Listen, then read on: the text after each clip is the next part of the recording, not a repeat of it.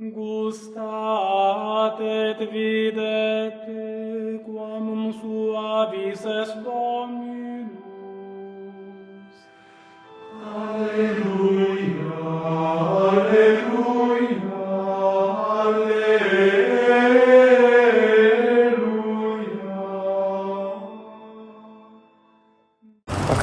Acabamos de ouvir nesse Evangelho o encontro da vida com a morte. E São Paulo, falando da morte e da ressurreição, pergunta: onde está, ó morte, a tua vitória? Onde está, ó morte, o teu aguilhão? Quando nós ressuscitarmos, a morte será definitivamente vencida no que se refere a cada um de nós. Encontramos aí um fato que nos toca. Estava saindo da cidade de Naim um cortejo fúnebre. Uma mulher viúva que tinha no seu filho a sua esperança de auxílio, de conforto, de presença e de suporte na sua velhice, estava ali aos prantos. Tão tocante o acontecimento que muitas pessoas da cidade acompanhavam. Ela ia enterrar, sepultar o seu filho único. O que seria de sua vida daí em diante? Por que aquele fato? Porque ela, que já tinha perdido o marido, agora perdia também o filho. A morte passava e saía da cidade de Naim. Mas aquela procissão de tristeza e dor por causa da morte vem ao encontro uma outra procissão, e é a procissão da vida, porque vem à frente Jesus. Ele é a vida, e nele estava a vida, e a vida era a luz dos homens, como vai nos dizer São João. É a vida que vai ao encontro da morte. E Cristo, olhando para aquela mulher, diz, apenas de modo bem delicado, mas cheio de compaixão: não lhe flere, não chores. As lágrimas daquela mãe já eram uma grande oração para com ele. E ele toca no esquife e olha para aquele corpo gélido, pálido, de um jovem que outrora era cheio de vida e agora estava ali sendo levado à sepultura. Jovem, eu te digo, levanta-te. E diz São Lucas, que é o único que conta esse milagre, aquele jovem se levantou e começou a falar. E Jesus vai, o entrega à sua mãe.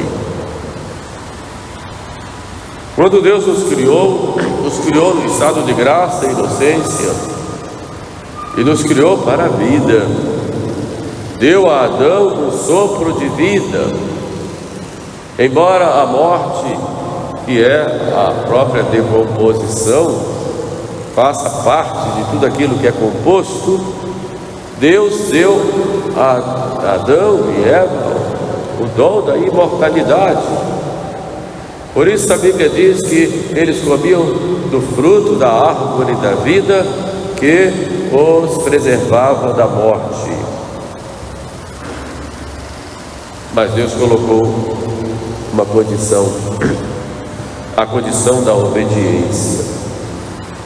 Se comerdes o fruto proibido, morrereis.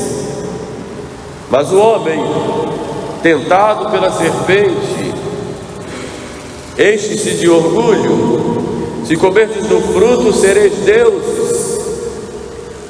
Fareis para si, ou para vós, melhor dizendo, as próprias leis.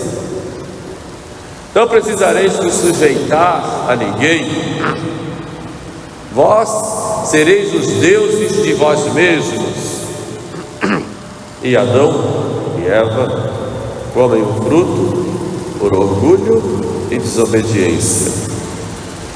É o fruto da morte. E Deus os chama ao arrependimento.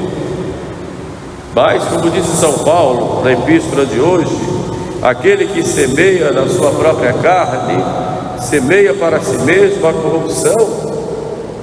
Deus os chama a atenção e eles culpam um ao outro e a serpente. Deus então os expulsa do paraíso e diz: lembra-te, ó homem, de que tu és pó e em pó te hás de tornar. É a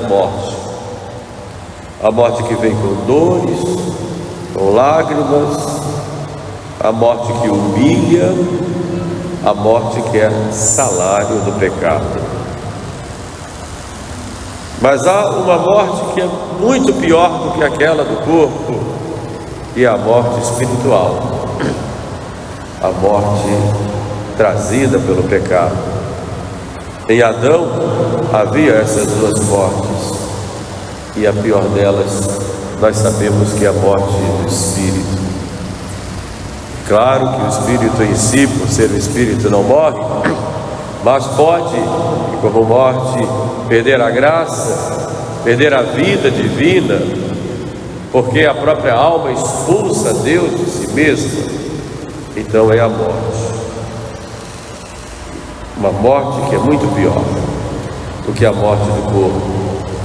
E Jesus vem nos dizer que nós não devemos temer aqueles que matam o corpo e não podem matar a alma, mas antes devemos temer aqueles que matam a alma e podem jogar a alma no inferno.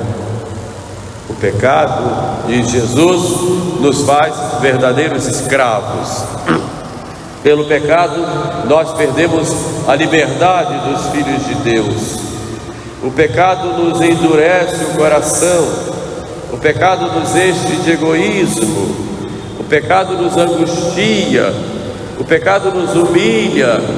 O pecado nos impulsiona cada vez mais à queda, porque uma queda leva a outra. O pecado nos leva a buscarmos nos comprazer em nós mesmos, a vivermos sempre numa busca desenfreada de algo mais, algo mais.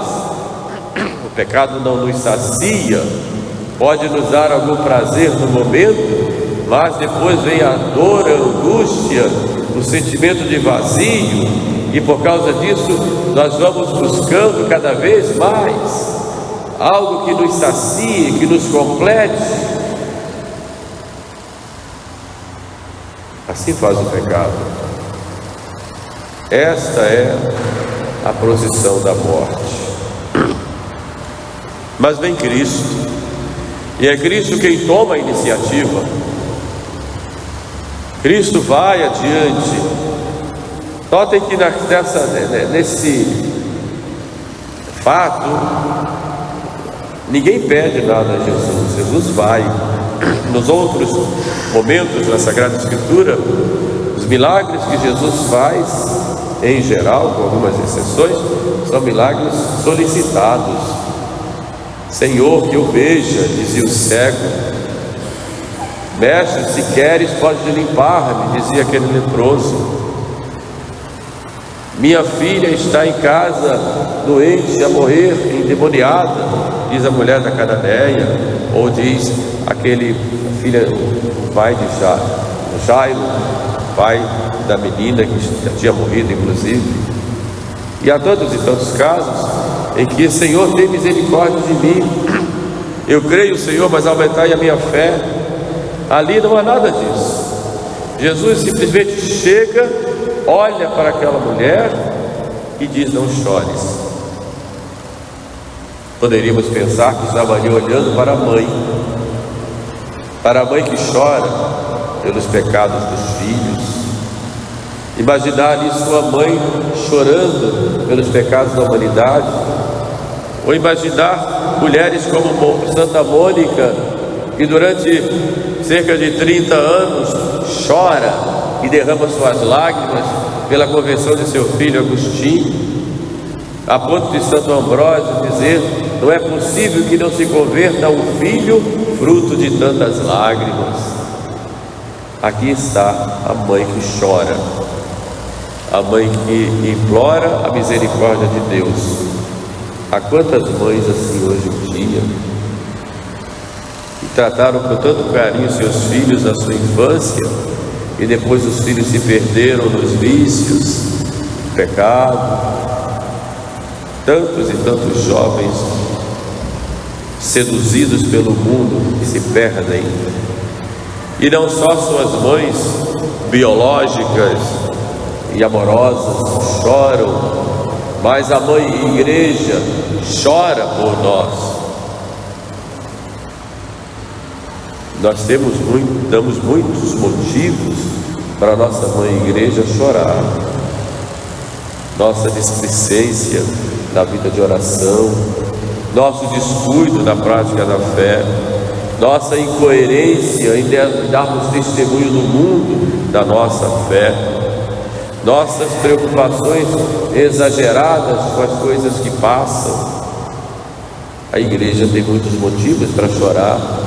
Chorar a incoerência de seus filhos, mas chorar também pelos inimigos que penetram na igreja para corrompê-la, se fosse assim possível.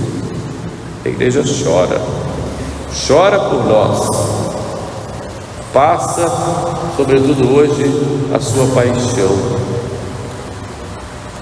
mas é Jesus quem toma a iniciativa. E o que vem fazer Jesus para nós? Primeiro, Jesus nos consola: não chores. Dizem alguns autores que a lágrima é o sangue da alma. Não chore. Jesus nos consola. Quando tudo parece perdido, vamos a Jesus, vamos a Ele. Mas, meu Deus, eu não tenho mais condição, eu caio tantas vezes e sempre nos mesmos pecados. Você tem chorado diante de Jesus? Você tem implorado a sua misericórdia, implorado o seu perdão? Você tem, por acaso, pedido o auxílio da graça para vencer essa ou aquela situação? Nós temos que implorar, pedir, derramar lágrimas diante de Jesus. Ele vem consolar, mas Ele vem também nos tocar, e nos tocar com a graça. Às vezes nós ficamos pensando: eu preciso converter fulano, converter ciclano, e começa a lutar, a trabalhar para isso, se esforçar, compra livros, dá presente, fala palavras, escreve cartas, manda mensagens. Eu preciso converter fulano. Na verdade, quem toca é nosso Senhor. Ele é quem dá a graça da conversão. Nós podemos até ser instrumentos da graça, mas a graça é Ele quem dá.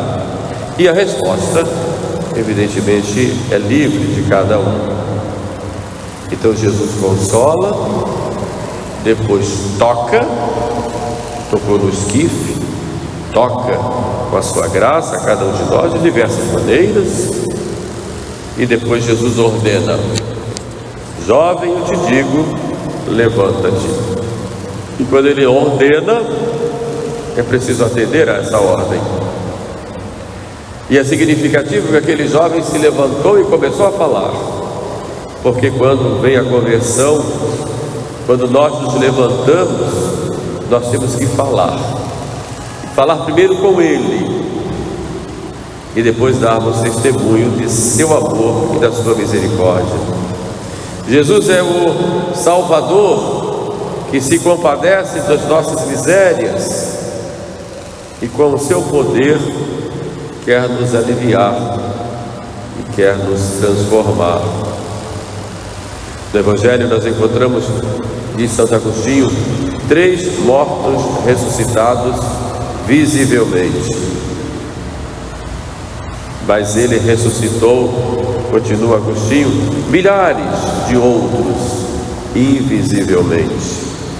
Ele era um exemplo. Santo Agostinho, cuja conversão foi fruto de tantas lágrimas de Santa Mônica. Há dois caminhos para se chegar ao céu. Ou o caminho da inocência, para aqueles que nunca cometeram pecado grave, ou o caminho da penitência, para aqueles que caíram mortalmente. E Santo Agostinho e tantos outros santos que nós admiramos deixaram suas vidas de pecado e se converteram realmente, e para nós é algo admirável. Se olhamos a vida de cada um em seus detalhes, essa semana celebramos Santo Agostinho, por isso estamos falando um pouco dele, um pouco mais sobre ele. Quem era Agostinho? Um herege, um homem carnal, um orgulhoso, um vaidoso. Mas quando veio a graça e ele se converte, toda a sua vida passa a ser diferente. Mas ele teve suas lutas, como nós. Lutas contra a carne, sim.